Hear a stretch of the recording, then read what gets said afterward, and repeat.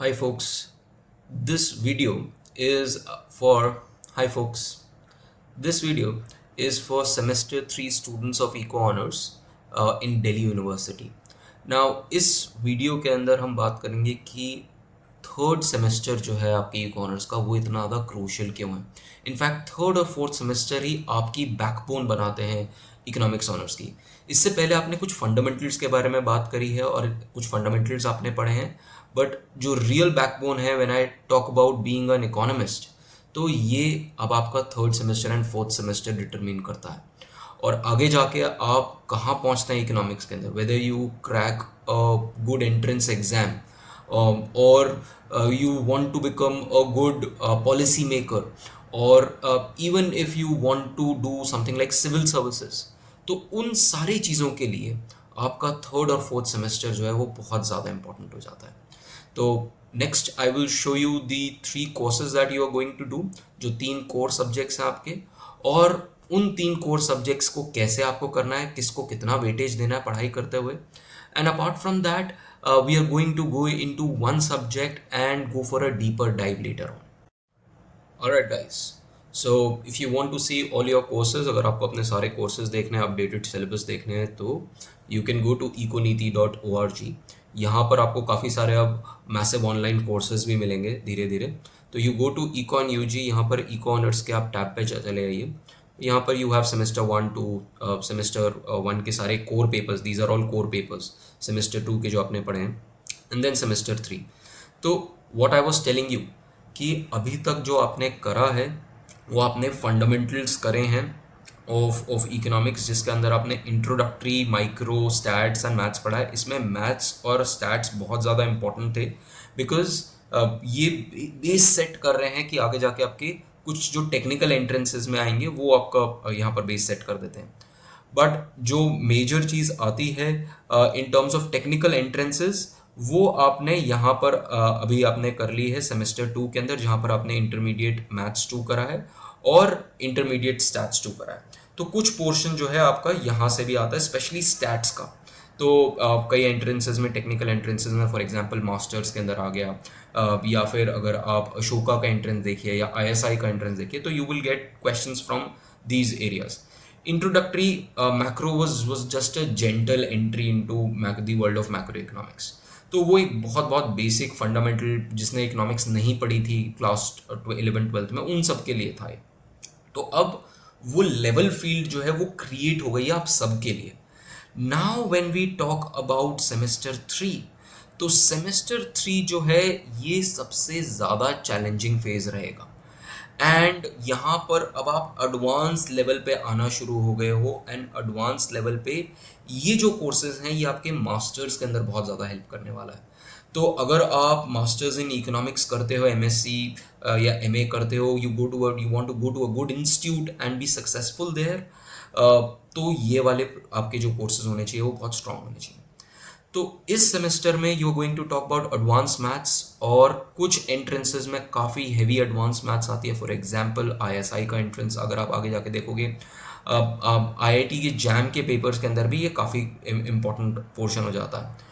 But जितने भी entrances आप देखोगे उन सब में ये इंटरमीडिएट माइक्रो और इंटरमीडिएट मैक्रो जरूर आएगा।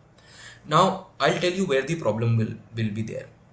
Now because of paucity of time या वॉट इंस्टीट्यूशनल रिसोर्सेज या जो भी आप कह लो, कई बार आपके हो सकता है क्लासेस के अंदर बहुत सारे न्यूमेरिकल ना हो, ठीक है, वो ऑब्जेक्टिव तरीके से सॉल्व करना के बारे में नहीं बताया गया हो, because there is a time constraint. But when you are preparing for these subjects, तो आपका फोकस सिर्फ ये नहीं होना चाहिए कि मैं सिर्फ ये पास कर लूँ। आपको ये अंडरस्टैंड करना है, और आपको ऑब्जेक्टिवली भी अंडरस्टैंड करना है और सब्जेक्टिवली भी अंडरस्टैंड करना है। व्हेन आई से ऑब्जेक्टिवली अंडरस्टैंड करना है, व्हाट आई मीन इज कि यहाँ पर आपको माइक्रो के MCQs, हर टॉपिक के MCQs सॉल्व करने आने चाहिए। आप डायग्राम बेस्ड क्वेश्चन सॉल्व करने आने चाहिए। सेम मैक्रो के MCQ बेस्ड क्वेश्चंस भी आने चाहिए, क्योंकि वो आपकी लर्निंग एबिलिटी को एनहांस करेगा। और in fact the way that this platform is been build is that ये आपको गेमिफाई भी करके देगा, कि आपको एक लगेगा कि अच्छा यस, अलॉन्ग विद मी इतने सारे और लोग हैं जो अपीयर कर रहे हैं और उनका टेस्ट स्कोर्स कैसे आ रहा है। So this is a novel approach towards this particular these particular courses. So ये आपके तीनों कोर्सेज हैं. You click on syllabus, you will get the latest syllabus for each of them. अभी नेक्स्ट वीक में आपके पास प्रीव्यू भी आ जाएंगे. So these lectures will be available in preview and then you will have the enrol option. Now if you click on any of these links, for example मैंने maths का link click करा syllabus का, तो यहाँ पर मेरे पास maths का लेटेस्ट सिलेबस खुल गया. Similarly if you basically see intermediate micro या इंटरमीडिएट मैक्रो, आपके पास वो मैक्रो का पेपर आपके पास आ जाएगा. इस केस में माइक्रो का पेपर आ जाएगा. तो इस तरीके से what we have done is all the latest syllabus is there, so आपको कहीं भागना नहीं है. देन प्रीव्यू के अंदर you will see next week से that you will have these kinds of lectures. जो ओपन लेक्चर्स हैं वो सारे आपको प्रीव्यू में मिलेंगे. आपको एक LMS के अंदर लॉग इन करना होगा और उसके अंदर लॉग इन करते के साथ ही you will be able to see not just these lectures but also the PYQs as well as the MCQs.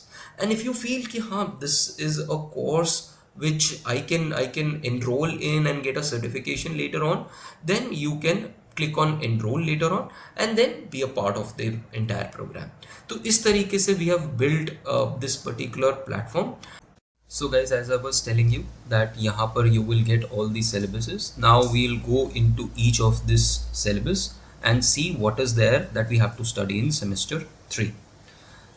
तो अब हम सबसे पहले बात करते हैं माइक्रो इकोनॉमिक्स की. Now the good thing about this is कि ये सेम माइक्रो इकोनॉमिक्स है जो BA प्रोग्राम के लिए भी है और जो आपके लिए भी है. सो प्रोग्राम और ऑनर स्टूडेंट्स में यहाँ पर डिफरेंस नहीं आ जाता because microeconomics, as I told you, is a very very important subject for your future as an economist. Now if you see this particular course, यहाँ पर अब आपने ट्रांजिशन कर लिया है from ManQ which you did in semester 1 introductory microeconomics के अंदर to a book called as Varian. So this is a very very interesting book. This is a very very good book जो आपको एक mathematical side भी देगी. And especially when you are doing this particular text, make sure that you also do the optional text. तो जब मैं micro economics के course के अंदर आऊँगा तो I tell you what all resources that you need to follow for this particular course. तो वेरियन हम फॉलो करेंगे and then for a particular section you will also see Serrano and Feldman. So आप basically consumer behaviour के बारे में बात करोगे, producer behaviour के बारे में बात करोगे और रिस्क टेकिंग में बात करोगे.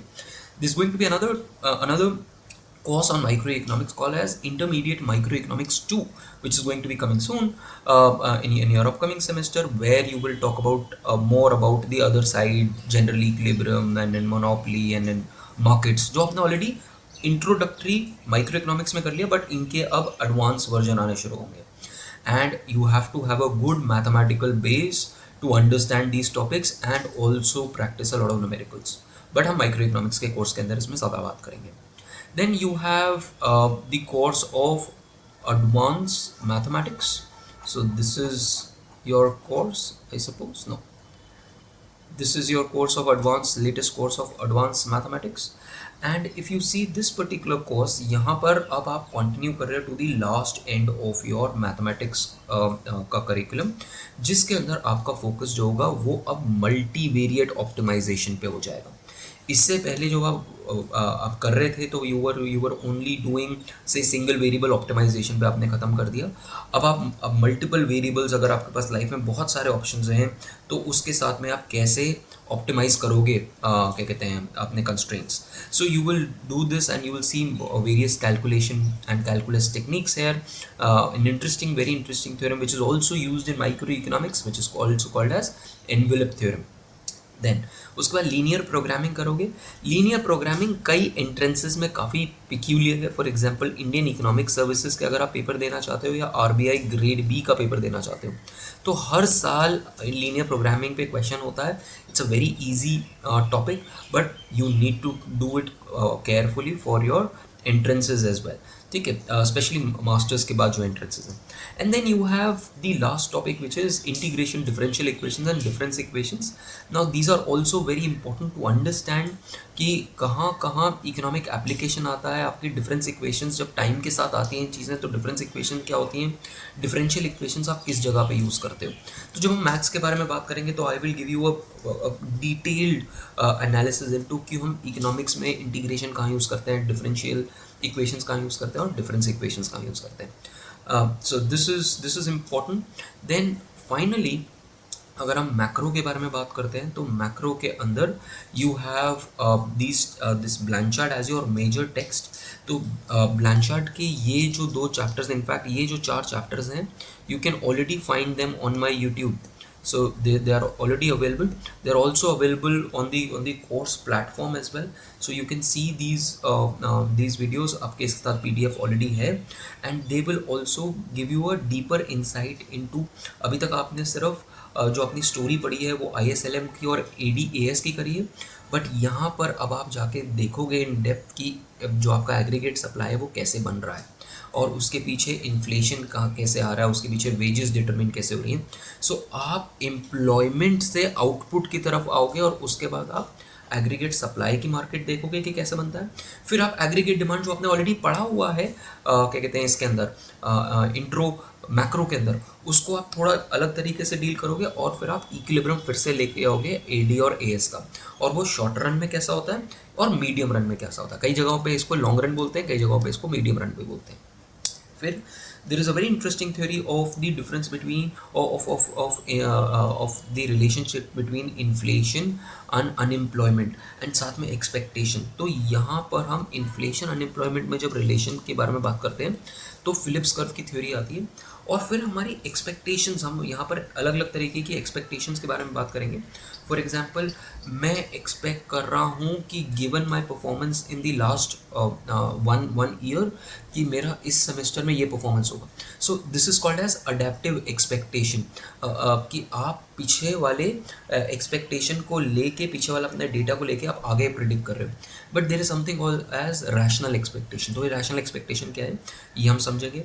एंड फिर पॉलिसी इफेक्ट कब करती है और कब नहीं करती है, that debate is also going to be there, specially with respect to monetary policy.